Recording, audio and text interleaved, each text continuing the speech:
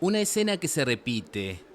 Con calles vacías y tiendas cerradas, Países Bajos inició el domingo un nuevo confinamiento para tratar de reducir la propagación de la variante Omicron del coronavirus, a menos de una semana de las fiestas de Navidad. Todos los comercios no esenciales, restaurantes, bares, cines, museos y teatros deberán cerrar hasta el 14 de enero, mientras que los colegios podrán reabrir el 9 de ese mes. Personalmente esperaba que si los números comenzaban a aumentar con esa variante, pudiera haber un confinamiento más estricto, pero no ahora.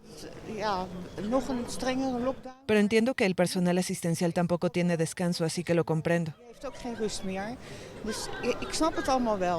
Dinamarca también cerró desde el domingo y por al menos un mes todos los teatros, cines y salas de concierto, así como parques de atracciones y museos. Definitivamente creo que deberíamos tener restricciones, solo que creo que quizá lo que cuenta es dónde ponemos las restricciones.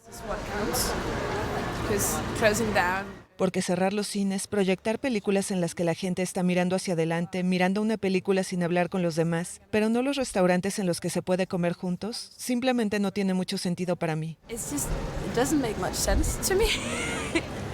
En Bélgica, miles de personas salieron a las calles de la capital en rechazo a la vacunación y la exigencia del certificado sanitario para entrar a los restaurantes y actos culturales.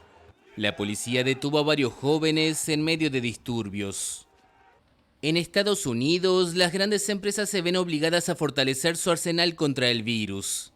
A principios de mes, Google notificó a sus empleados que no les pagará o que incluso podrían ser despedidos si no declaran su estado de vacunación más allá de cierta fecha, de acuerdo con un documento interno al que accedió CNBC.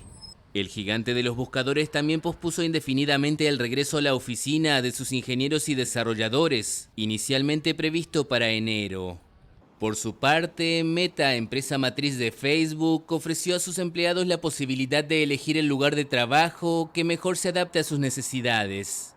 Se espera que Amazon, que había sugerido el regreso al trabajo presencial al menos 3 días a la semana desde principios de 2022, haga nuevos anuncios en enero.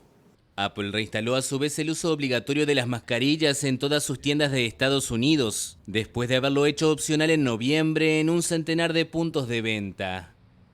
El presidente Joe Biden quiere imponer la vacunación obligatoria en empresas con más de 100 empleados, pero esa medida es objeto de una batalla legal. Un tribunal federal restituyó el viernes el decreto del mandatario, que había sido suspendido por otra instancia judicial.